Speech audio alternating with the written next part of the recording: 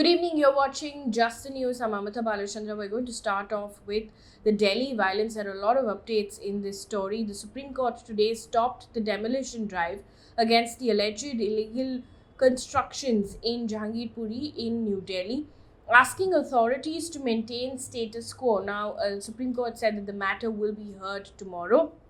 There were reports, however, that despite the Supreme Court asking authorities to maintain status quo, demolition drive did continue. However, later, North MCD mayor has said that the anti-encroachment drive in Jahangirpuri will be stopped considering they've got the order by the Supreme Court.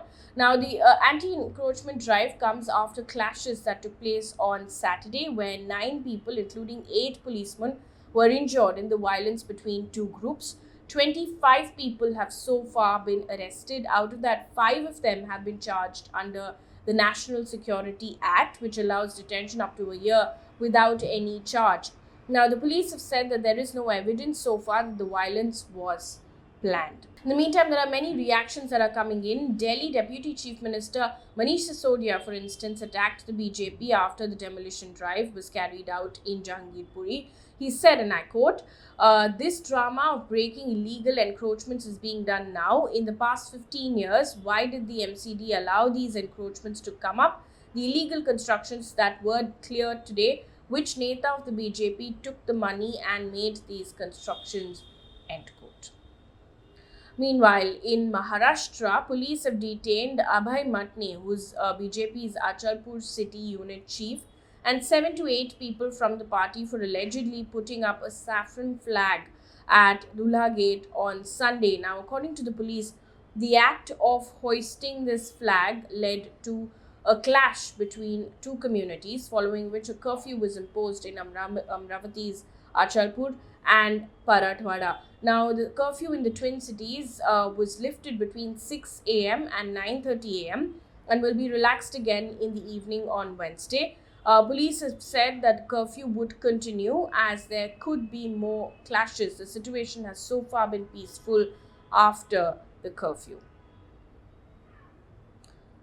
Meanwhile, Karnataka Education Minister B.C. Nagesh has said that hijabs won't be allowed during this pre-university second year course examination. The exams will be held from the 22nd of April to the 11th of May. Now, according to IANS, Mr. Nagesh said, and I quote, all students must follow rules on uniform. Hijab cladding students won't be allowed, end quote. Now, this comes after petitioners in the Karnataka hijab case requested Chief Minister to allow students to write exams wearing a hijab. If you remember earlier, the Karnataka High Court had upheld the government order and ruled that the hijab is not an essential religious practice of Islam. Moving on to COVID right now, there are lots of updates.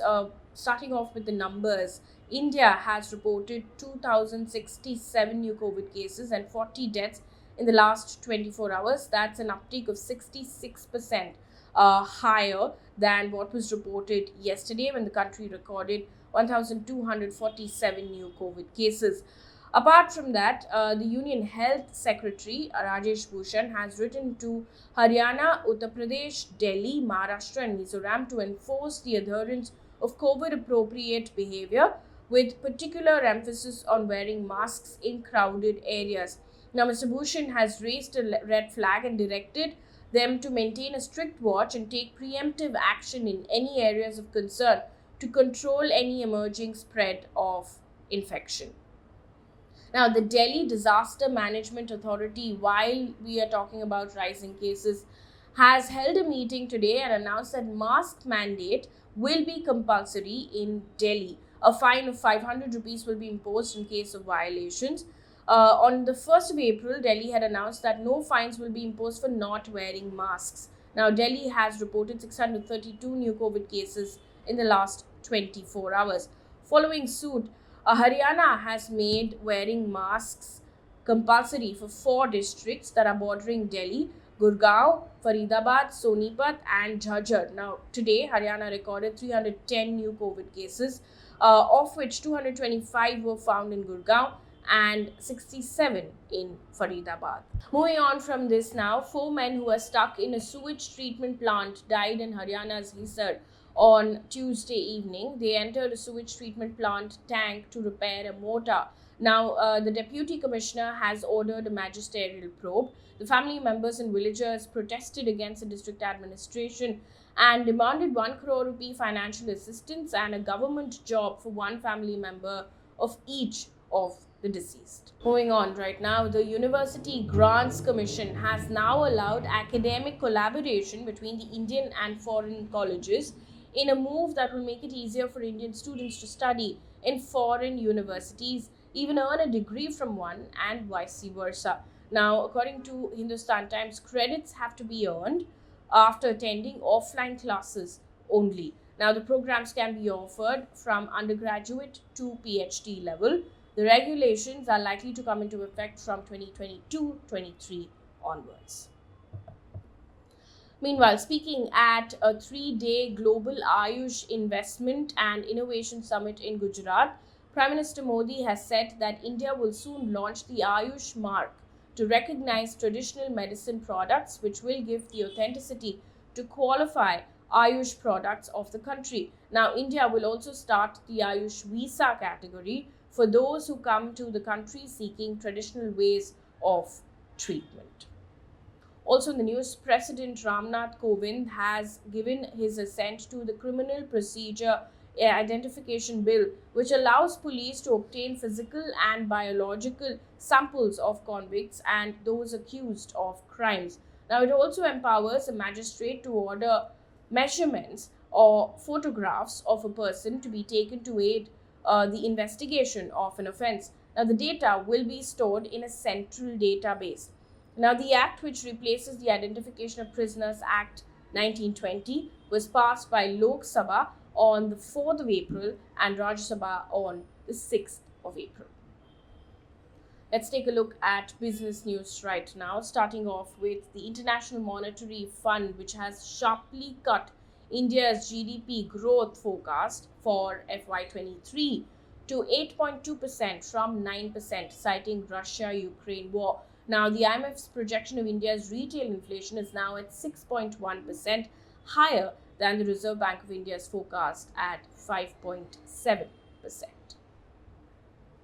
On to international news, starting off with Russia-Ukraine crisis. Now, United Nations Human Rights Council has said that more than 5 million people have fled Ukraine since the beginning of Russia's invasion, which was 56 days ago.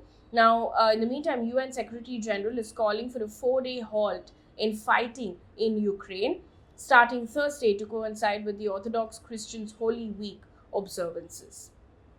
Also, Russia's deadline for Ukrainian forces holding out in Mariupol to surrender has now passed, because right now Russia's focus is on the city of Mariupol and taking full control of the regions of Luhansk and Donetsk. Now, in its latest ultimatum, Moscow has called on troops residing in the city's steel plant to lay down their arms by 11 GMT. Now, there was no sign, however, that the Ukrainian forces had done so. So that deadline has passed. President Vladimir Zelensky has said, and I quote, "The situation in Mariupol remains as severe as possible," end quote. Meanwhile, in Sri Lanka, which is reeling under severe economic crisis at this point in time, thousands of people protesting have continued to protest now following the police shooting incident that occurred yesterday. The incident killed 1 person and injured 13 people at least. 15 police officers were also admitted to a hospital following the clash with protesters, and this is according to the Associated Press. Protesters used vehicles to block key roads to protest against the shooting and also the economic crisis that's going on in the country. Also, a Reuters report has said that Sri Lanka's foreign minister said that India will provide an additional $500 million in financial assistance to Sri Lanka for it to buy fuel, because there's massive fuel shortage, and there's also higher prices now because there were reports of Sri Lanka rationing fuel. Bangladesh was also willing to postpone a $450 million in swap repayments. And one piece of good news before we wrap things up here on this bulletin: Indian American US Navy veteran Shanti Sethi has joined Vice President Kamala Harris's office as her executive secretary and defense advisor. Now, this is according to a report by PTI. According to Politico, Shanti Sethi is the first Indian American commander of a major US Navy combat ship. In her new role, she coordinates national security advisor documentation across the office of the Vice President. That brings us to the end of this bulletin. Thank you so much for watching. Good night.